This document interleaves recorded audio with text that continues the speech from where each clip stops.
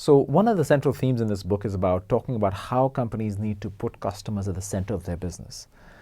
And at one level, this is almost like a cliche or a platitude, because no company will tell you today that I don't want to be customer centric, or what I call inside out versus outside in. And in that regard, I think I've tried very hard to clarify in this book what exactly does it mean. I think is being customer centric or outside in is really about a mindset shift. It's about really redefining how you define who you are. So I think most companies define themselves around their purpose, around I produce X product or service, and my job is to go out and make sure I sell it. As opposed to saying, my definition of who I am is I want to own this problem space. I want to solve these problems for these customers, and then my job is to figure out how can I best do those. So my identification is more with a set of customers and a set of issues they're dealing with, as opposed to with here's my product or my service or this is what I produce. And I think that kind of shift is where this all starts. That is, of course, facilitated if you start with a position of curiosity and humility, where you're curious to know who are my customers, what is really going on in their lives, and asking questions that are beyond narrow product-centric questions. Many companies I've gone to claim to be customer-centric, but when I say, well, what makes you customer-centric? And they say, well, I ask my customers, do you like my product?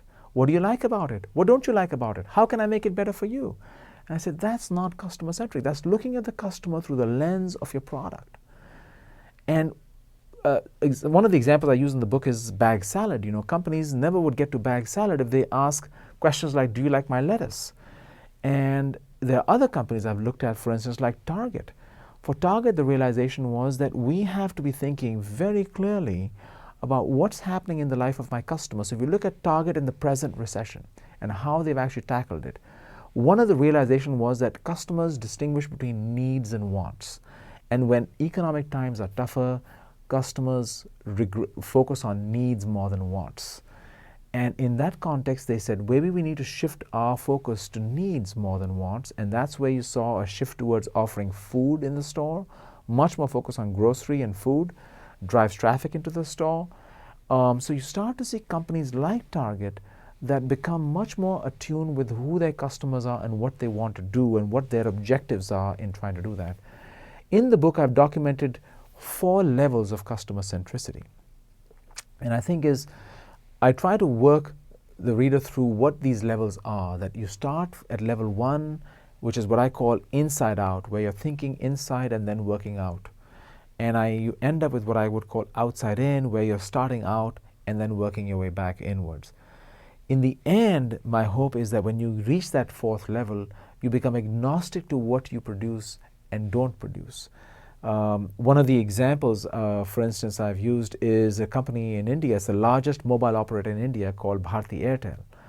And Bharti is really interesting because several years ago, they first decided to outsource their IT systems. They said, you know what, we don't want to run IT ourselves. IBM, you come run it for us. At the same time, they also decided they don't want to maintain and manage their cell towers. So they got a consortium of companies to manage the cell towers for them. A couple of years ago, more recently, what they've done is they said, we don't want to own our cell towers.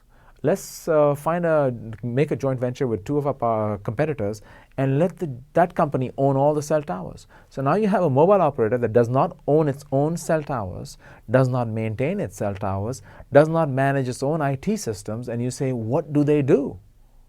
Right? So they have defined their business very much around this idea that I want to own a problem space and a customer, and I'll let somebody else take care of how that actually gets done. So of course, I have to gatekeep that, and I'm responsible.